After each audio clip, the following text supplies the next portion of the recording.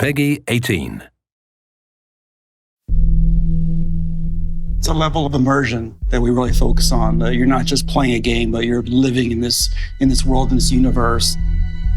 It's a giant open world for the player to do what they want. You feel like you've had an impact in the world. You really feel like you're there. There's certain, types of entertainment where you're just experiencing it. You're taking in what the creator wants you to see, and they draw that dotted line between this happens, go here, do this. The more that we can put you in the situation where you're going to decide. That's what makes video games the best form of entertainment that they are.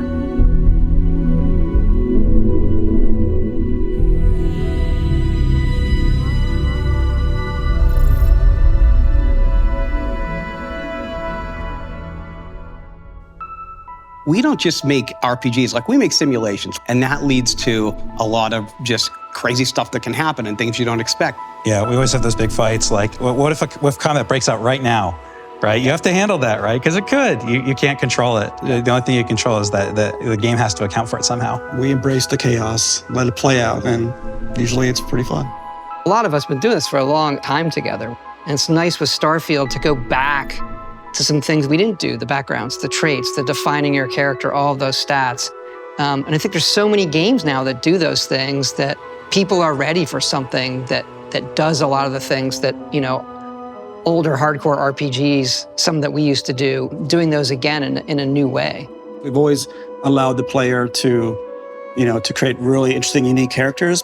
This game, we've definitely severely leveled up. The tech is based on scanning of real-world models, similar to the photogrammetry we do in our landscapes. We're kind of applying the same thing to our people as well, because it's not just the appearance of your player and all that, but we want all the personal interactions of NPCs, other characters in the game, to be as impactful as possible. And for that, you have to believe these are real people. You're a real person interacting with real people.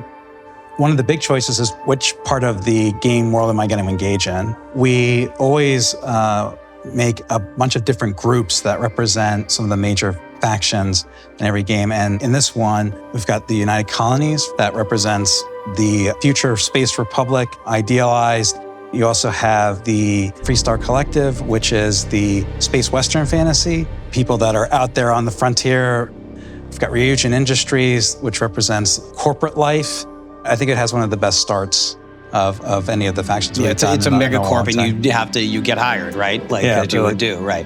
We'll play for our job. We'll see if you cut the mustard. Right. Yeah, I love approaching it that way, where, okay, what makes the world feel whole? What are the groups that would make it feel whole and believable?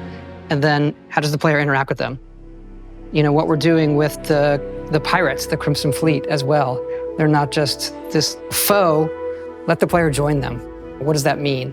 The cool thing about Crimson Fleet, what if you're a good person and you want to be a good player and you don't want to play as a bad guy? You can side with the pirates, or you can report back your superiors and be like basically space cop type of thing. So let you be a good person and still play with the bad guys. I think that's really cool too. It seems like no matter what story we write, the one the players tell themselves is the one that they think about and love the most, and the companions.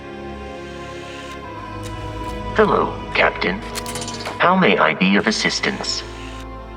So something we really, leaned into on this game, how those other characters felt about you. That's probably my favorite part. Like when you're exploring and then your companion makes some comment off the cuff about something that you're checking out or something that just happened, it just feels so perfect for immersion. It's so believable. You think it's a real person. So, we knew we wanted to do some kind of persuasion minigame thing. Yeah, we sat down and it was funny. We didn't start with, let's do an evolution of, let's look back at the old Oblivion system, but there are a couple of beats there. You have to think about, what's my risk here, right? Which one do I want to choose? We didn't want it to be a system where there was definitely the right thing to say. It feels like you're having a conversation where you're actually trying to persuade somebody of something. So it's actually, I think it's, as far as new systems in dialogue, I think it's definitely one of the most successful ones that we've had. Yeah. I think when we knew we were making a game about space, you ask yourself certain questions, and that question is, what is out there? And so, as a game, we have romance, adventure, mystery, but I think with Starfield, there's this other layer of, the cosmos and the universe and what is out there. At the end of it, we want the players to have told their own journey, but then look back at it and we're asking the big questions. Why are we all here? Where is it leading? And what's next for humanity?